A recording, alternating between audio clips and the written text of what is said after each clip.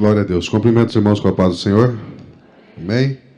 Por gentileza, abra vossas Bíblias no Evangelho, segundo escreveu Mateus, capítulo de número 14. Vamos estar lendo a partir do verso de número 22. Evangelho de Mateus, capítulo de número 14, a partir do verso de número 22. Quem não estiver com o seu exemplar bíblico, aqui nós temos um telão, que é uma ferramenta. O irmão pode acompanhar aqui. Logo ordenou Jesus que os seus discípulos entrassem no barco e fosse adiante para o outro lado, enquanto despedia a multidão. Aleluia. E despedida a multidão, subiu ao monte para orar, à parte. E chegando já à tarde, estava ali só. E o barco estava no meio do mar, açoitado pelas ondas, porque o vento era contrário. Aleluia. Mas, à quarta vigília da noite, dirigiu-se Jesus para eles, andando por cima do mar. Amém? Você sente glorificando a Deus? Aleluia. Irmãos, o pastor hoje falou que fez uma ressalva do culto de terça-feira. Eu quero convidar você que não está vindo a se fazer presente na terça-feira. Eu entendo os irmãos que é um pouco corrido durante a semana por causa do trabalho secular, mas faz um esforço na tua casa, reveza com a sua esposa, uma terça vem você, outra terça vem sua esposa. Você não vai perder de vir, vai ser uma bênção, crescimento espiritual. Nós temos ouvido muito testemunhos dos aprendizados. O irmão Jonas trouxe um ensinamento, não terça agora, na terça passada, muito tremendo. O pastor Ademir também trouxe uma palavra muito linda dos céus e só tem a acrescentar a sua vida. Então eu quero te fazer o convite a se fazer presente nos cultos de terça-feira. É 1 hora de culto, irmão, contando com louvor, oração e palavra. É muito rápido. E conforme for crescendo, conforme o Espírito Santo for ordenando, a gente vai aumentando o tempo, mas sem ficar muito cansativo aos irmãos também. Então, aqui está meu convite, o meu chamado a você, principalmente aos obreiros, que se façam presente aos cultos de terça-feiras, amém? Glória a Deus. No Evangelho de Mateus, capítulo de número 14, a partir do verso de número 13, o evangelista vai narrar que Jesus está em um determinado lugar, e ali ele começa a ensinar. Os cultos a qual Jesus pregava não eram cultos igual nós estamos acostumados a viver, culto de 1h30, culto de 2 horas, não. Os cultos a qual Jesus ministrava, eles duravam cerca de 4, 5 a 6 horas. Se puder baixar um pouco o microfone, só um pouquinho. Aleluia. Glória a Deus. Os cultos a qual Jesus ministrava, eles duravam em volta de 4, 5, 6 horas. E ninguém se cansava de ouvir Jesus. Uma vez, isso é tão verdade, vou te provar biblicamente, certa vez, os homens, os principais, os chefes daquele lugar, mandaram alguns soldados até Jesus, dizendo aos soldados: vão, sem causar alarme, e prendam esse nazareno que está pregando heresias. Os soldados foram para prender Jesus. Mas quando eles chegaram, eles não queriam escandalizar, então eles entraram no meio da multidão e se assentaram e começaram a ouvir Jesus pregando. Quando acabou o culto, os soldados se reúnem e voltam até o teu chefe, e o chefe, ao ver eles voltando sem Jesus, pergunta a eles: cadê? E eles dizem assim: não podemos prender ele.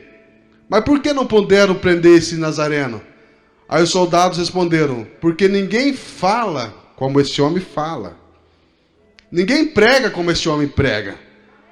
Os cultos e as mensagens de Jesus, o povo não se cansava porque era uma mensagem doce. Era uma mensagem profunda. Era uma mensagem onde Jesus confrontava o ego do homem, e o homem não ficava chateado, mas provocava mudança dentro do homem. Porque ouvia Jesus falando do amor do Pai, ouvia Jesus falando das coisas futuras, ouvia Jesus pregando sobre o amor entre irmãos, ouvia Jesus falando sobre perdão, e convencia o homem de que o homem precisava mudar. E no verso de número 13, Mateus diz que Jesus está em um desses sermões, pregando, anunciando as boas novas, falando do evangelho de Deus. E a multidão, ao cair, ao passar o dia, não percebendo que as horas se foram, eles, ao findar do dia, já está tarde, eles percebem que precisam, que a multidão é embora. Os discípulos oram até Jesus dizendo: Senhor, vamos fazer assim, nós, os discípulos, estamos contigo tem milagre. Deixa esse povo e manda que eles vão embora para que eles se virem e por eles arrumem alimentos para si. Aí Jesus diz: não vai ser assim. Eu sou responsável por eles. Eles ficaram até tarde porque estavam me ouvindo a falar do evangelho do Pai. Então eu vou alimentar a multidão, arrume alguma coisa que tem de comer aí. E eles vão e fazem uma vistoria e conseguem 5 pães e 2 peixes. E Jesus manda que eles se assentem em grupos de 100 e de 50, separe a multidão. E houve um grande milagre, a multiplicação de pães e peixes, onde mais de 5.000 homens comeram, se alimentaram e sobrou mais de 12 cestos de pães cheios, 12 cestos cheios de pães. O milagre foi muito grande, o milagre foi poderoso. Houve um milagre jamais visto, houve a multiplicação de algo que era pouco. Algo muito parecido com o que houve na viúva, lá na passagem de Elias. E o povo ficou maravilhado, porque Jesus faz milagre. E os discípulos vendo aquilo, e achando que Jesus ia sair dali, e ia continuar caminho com eles, Jesus diz: olha, vocês, discípulos, peguem um barco e atravessem para o outro lado. Mas o Senhor, mestre, eu vou ficar e vou orar à parte. O Senhor não quer que fique um de nós? Não, eu quero que vocês vá e eu vou ficar sozinho. E aqui está um segredo muito lindo que Jesus ensina, ele sempre ensinou. Que depois de um grande milagre, depois de uma grande bênção, depois de uma grande manifestação do Espírito Santo da parte de Deus, o mais correto a se fazer é ir orar. Nós temos por natureza, depois de uma bênção, depois de um milagre, nós ir comemorarmos, irmos festejar e contar aos amigos. Aí o inimigo vem com a retaliação e muitas vezes nos desanima. E Jesus mostra, depois de um grande milagre, vai orar. Vai agradecer, vai se revestir. Porque a bênção já foi alcançada, agora o inferno vai se levantar para te desanimar. E você vai buscar revestimento de Deus. E os discípulos vão, a hora que eles vão não diz.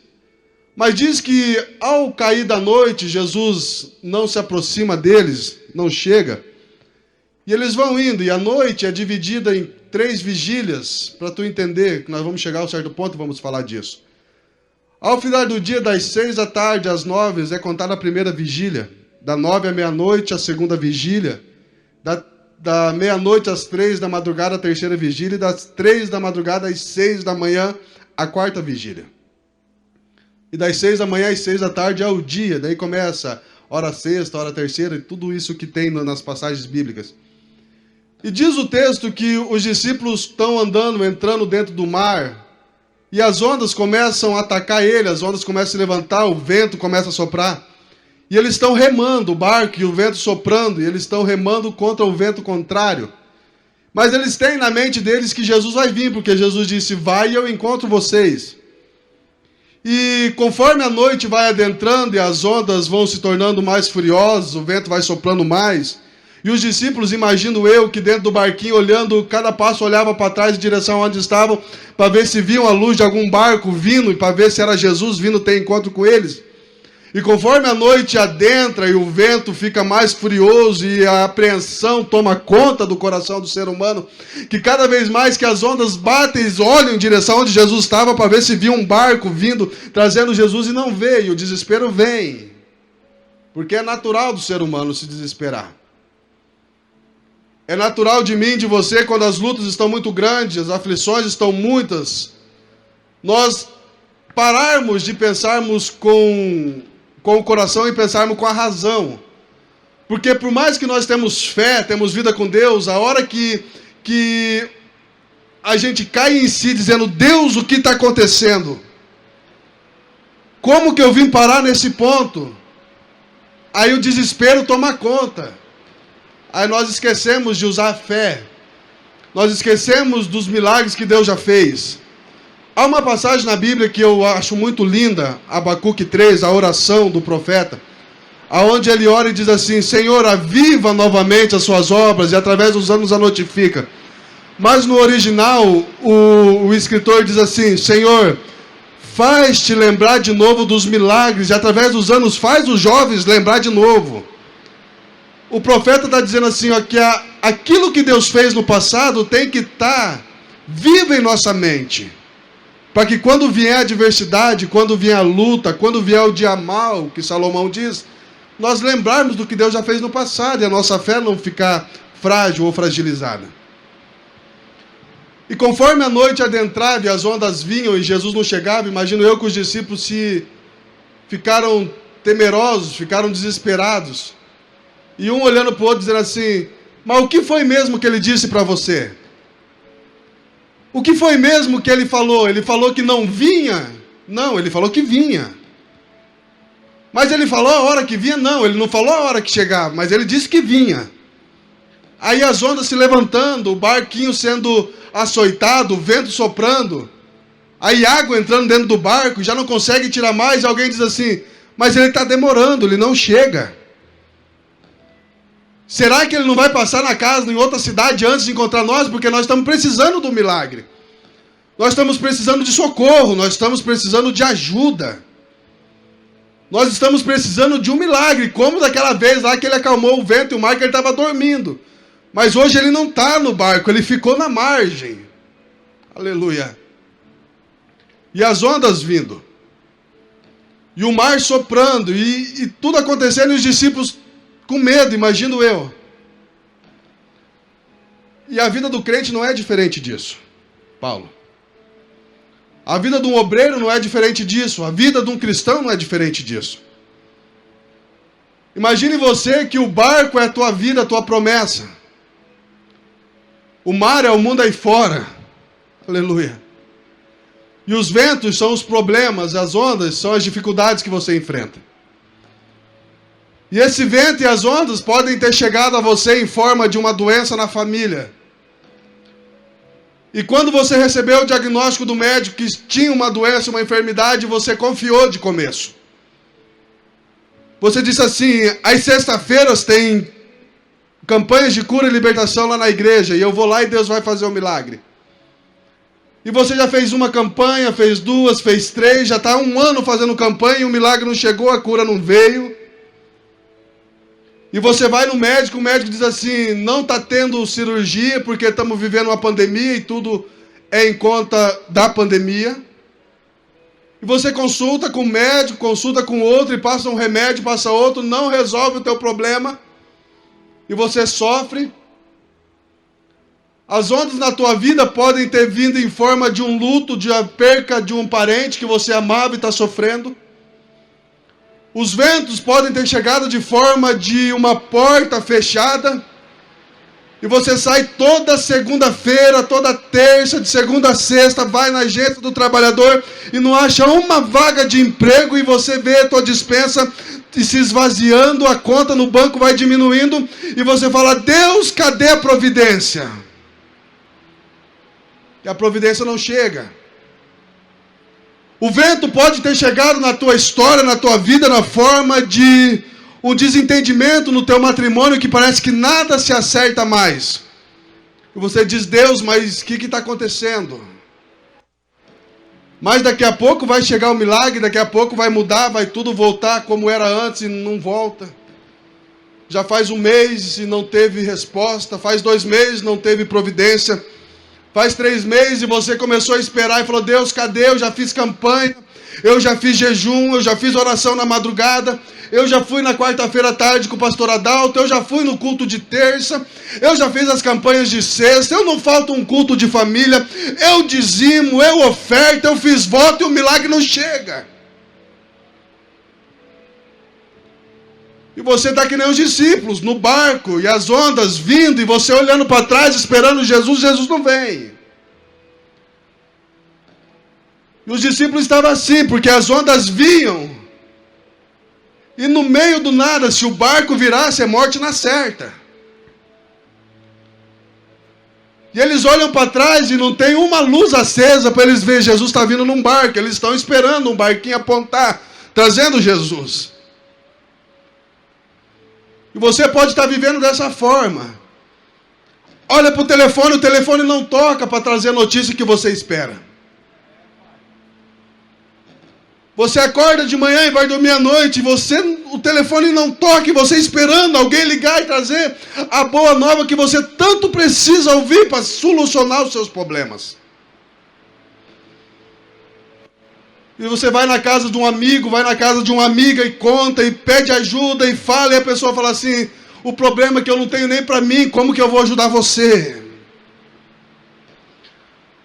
Aí você busca ajuda com a sua mãe, porque a tua mãe tem experiência, tem um casamento de mais tempo para ver se a tua mãe pode te dar um conselho para você ajeitar o teu. E a tua mãe fala assim, filho, eu não sei o que fazer. Aleluia. Aí você vem na igreja e vê Deus falando com todo mundo e não fala contigo. E você fala, Deus, o que eu fiz? Por que o céu está fechado na minha vida? Por que eu não ouço a sua voz? Por que o Senhor não fala comigo, Deus? Por que nem com louvor o Senhor fala comigo para me dar pelo menos uma esperança para mim continuar lutando?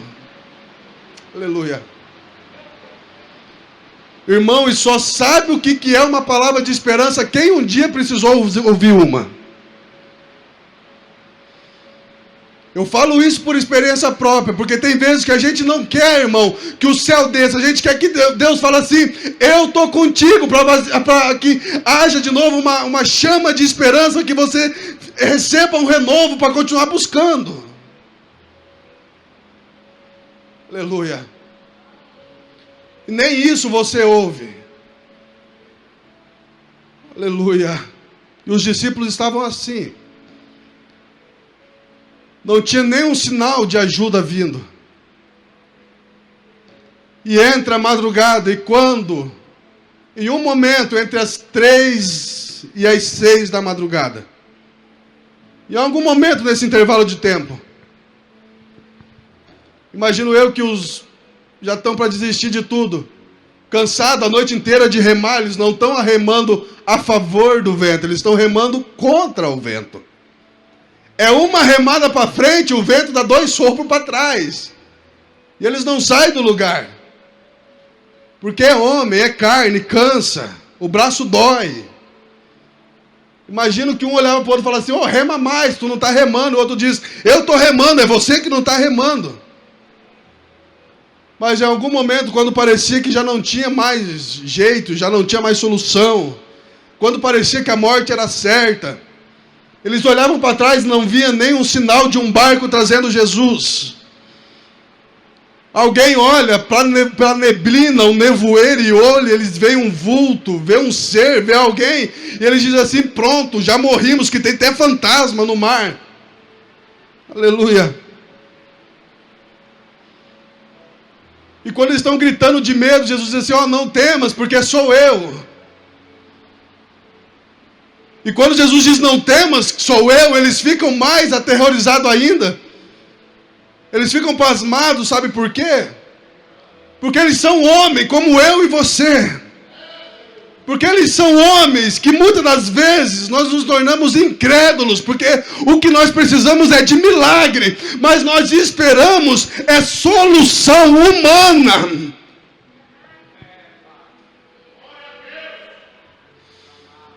Porque essa situação que tu está vivendo e não acha solução, é porque tu está esperando da forma errada. Você está esperando um homem trazer as respostas para você. Mas eu venho aqui na autoridade de um profeta dizer que o que vai chegar na tua casa é milagres. Aleluia. La mandou yasui querer mandar yassé. Eles se assustaram quando viram Jesus, porque eles estavam esperando Jesus vir num barco. Eles estavam esperando ver as velas de um barco, a luz de um barco, e Jesus encostar um barco do lado deles e dizer, sai desse barco que está para afundar e vem para o meu.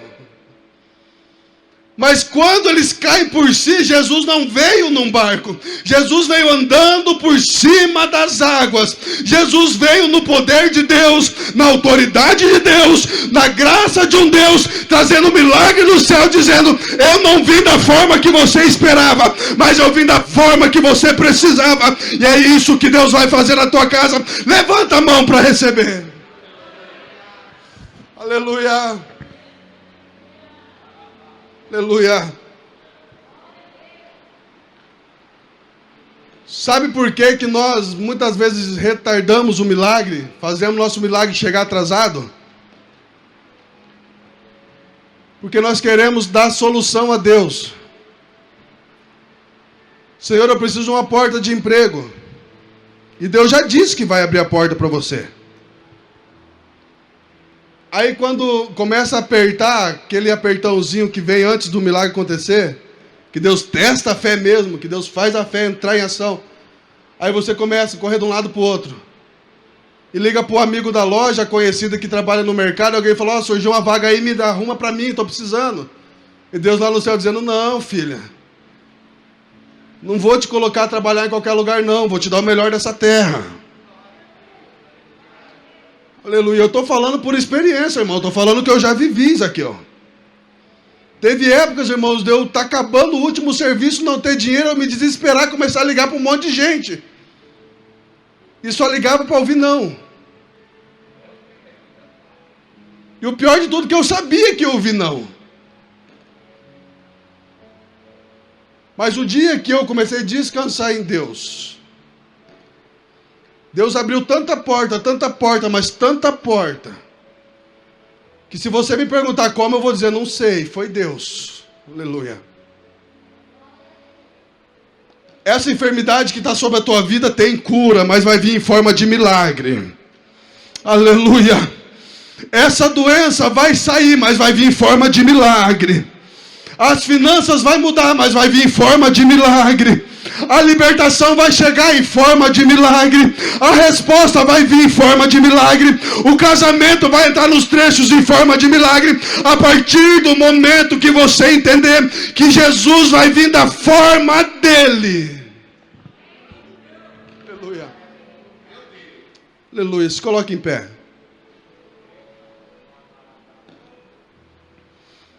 Catarina, se prepare para louvar a Deus.